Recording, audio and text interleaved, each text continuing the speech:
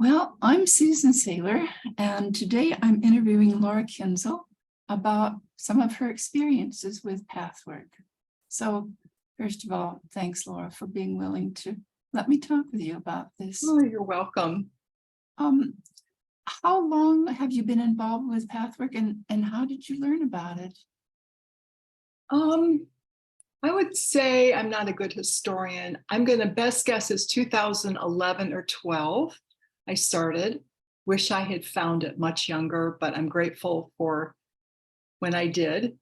And I actually was looking for a trainer to help me with some body issues I was having with my joints. And I wandered into our friend Joanne's studio, and she had me sit down on an activity ball, and we started to talk ostensibly about my physical issues, and it ended up going all over the place. I felt very trusting of her. I was in a really vulnerable place. And long story short, she said, I think I know about this program. It might be just the ticket. And she didn't have to twist my arm at all. I was open and ready. I'm somebody who had done therapy for years. So I've been in some other programs, and it just felt a lot because of how she framed it. It felt like a good fit. And so I went to a lecture. And from there, it grew. It did for a while. I interrupted it because of some health issues with my partner at the time, but then I went back and continued and ended up going to a workshop at a house where I knew nobody, yet they were very welcoming. I felt very safe. Renee Watley was the group facilitator, and it just went on from there. It sounds like a wonderful, very positive beginning. It felt very warm, as I said, safe. And as an introvert, I needed that. I relate to that. Yeah, a lot of us do. What changes would you say you've made in your life because of what you gained or incorporated from Pathwork? I'd say the biggest ones are I have less anxiety, and related to that I would use that anxiety and bring it to myself. And of course, it would leak out and affect others. And because of that lessened anxiety, I really believe I had been on 2 blood pressure medications, and I'm no longer on them. At the same time, I've been more consistent about my physical activity, but I truly believe that shift in how I think about myself in the world as a result of Pathwork, that ease that came with it, despite, again, studying a number of different other traditions. I guess I was just ready. It takes me a long time to learn. And the corollary is beating up on myself less self-deprecation. And both are still there, but at a degree that's much smaller. I often, not always, catch it sooner. Try to use some strategies that I learned in Pathwork and processes to dial it back. So those, I'd say, and as an outgrowth from that, my relationship with my children, I believe, is more open. There's less of a tug, less, to use Pathwork terminology, less of a forcing current from me, me tugging, wanting things from them, even when I didn't even realize it. So it's... Well, those are huge changes. They are. And I fall off the path, I completely slide down the hill into a mud puddle. But again, I've learned to not have so much self-recrimination, and I get up more readily and with more compassion and grace for myself. Well, those qualities draw on my next question. What would you say has been challenging for you about path work?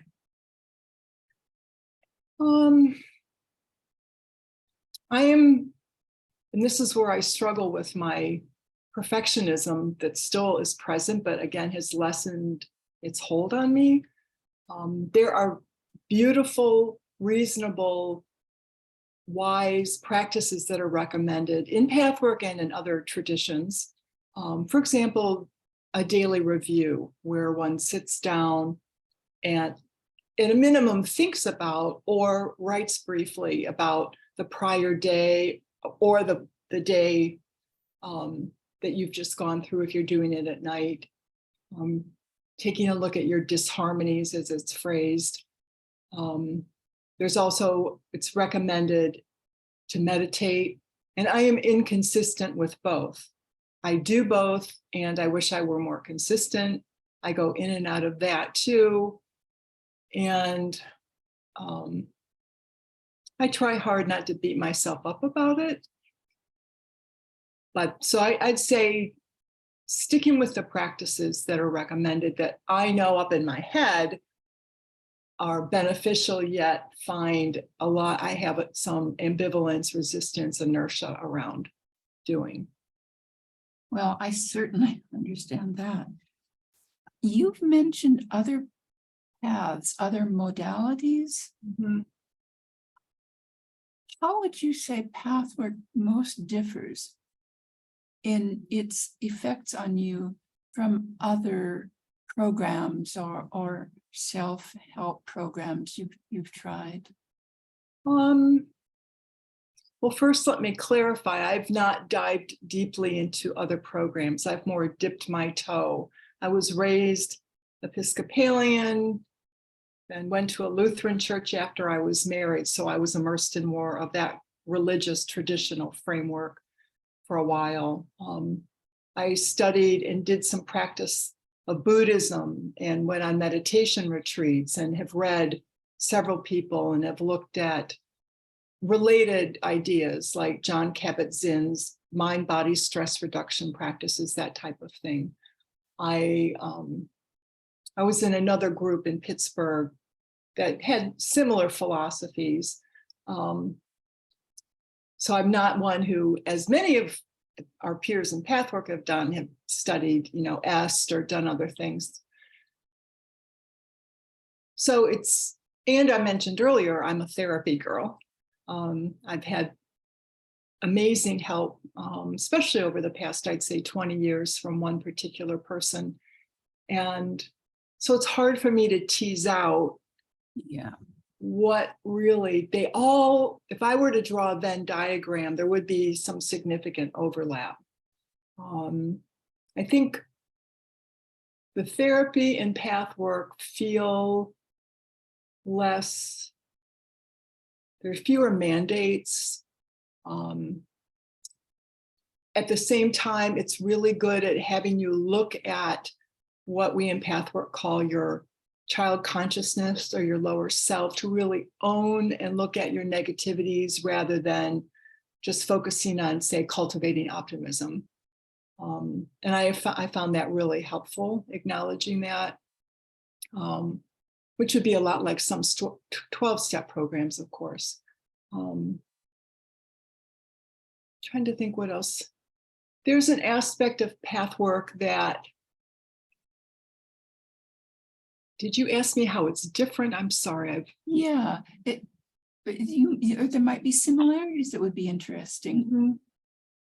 Well, as you know, in pathwork, the 258 lectures on which it's based that were channeled by Eva Pierrakos, starting back in the 50s, that concept for me, and I'm trained as a scientist, was harder for me to let in, this idea of channeling, because I wanted to understand it. I was in epidemiology. I want, show me the money, give me the evidence. Yet over time, it's become one to feel less strange. It's like, to me, well, that's an energy that she was able to take in and translate in a way I don't understand. And it's okay if I don't understand it. But that is different than anything I had. I mean, on the other hand, if you're Christian and you believe that Christ rose from the dead and the Son of God, there's a leap of faith there too. So some fair bit of similarities there. I'm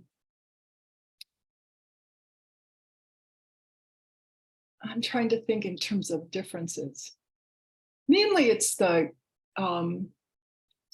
certainly in Christianity, there's this idea of looking at sin and then doing something about it so that you move forward, so to speak. But in Pathwork, the way it's framed, it doesn't feel, again, as punishing. It doesn't feel like a recrimination. It's just a noticing and awareness, a great cultivation of awareness, and then accepting, there's that part of me, and it's only a part. And I notice it. I'm going to do some things that I might to work on that, and I'm going to grow some other parts that I really want to focus on. I think Pathwork's really good at bringing that idea forward. Much the way some, therapy can be that way too, but giving you a sense of what you want to work on and maybe some ideas about how to work on it. That too, yes. Despite the lectures at first, many people will say when they first read them, they're quite dense.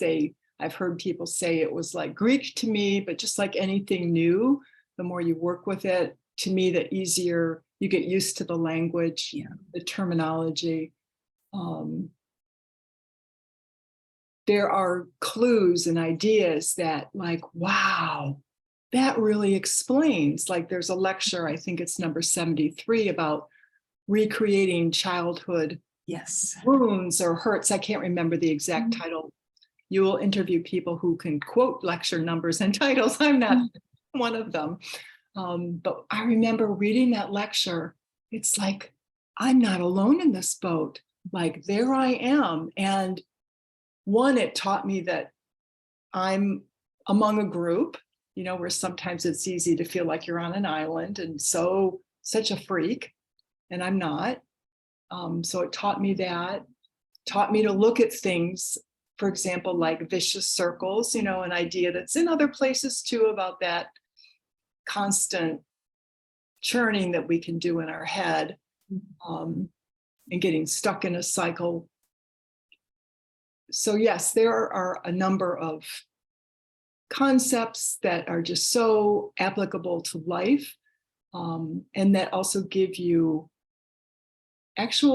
sometimes the guide, as it's referred to in Pathwork, will give you the guides will give you actual instructions about, this is how you approach this problem. Try this, try that, which can be really helpful. So I think you've been very convincing about how it's been helpful to you. Are there areas we haven't touched on that you would really like to make others aware of? Well, I will just admit that for me, it's taken a while to get to where I am, and I still feel like I'm quite a bit of a novice, and grateful though that I have moved along as far as I have. Again, as I said, I started around 2012, and then in 2014, I became a student in what is called the Personal Transformation class, which is a 5-year program. The one I took was 5 years. There's also, there's another shorter, abbreviated, more intense program that's a 2.5-year program. And I think that period of study was important to my understanding, to my to helping me hang in there despite my persistent ambivalence and resistance that I have. It's still present. And I've gotten enough that it continues to make me want to come back and see what more I can learn and understand. And so to me, it's not something like going to, at least for me, going to a terrific therapist and you really click and within a month you've got a problem solved. To me, it's a longer period of study. And some people probably have very different experiences. That's just mine.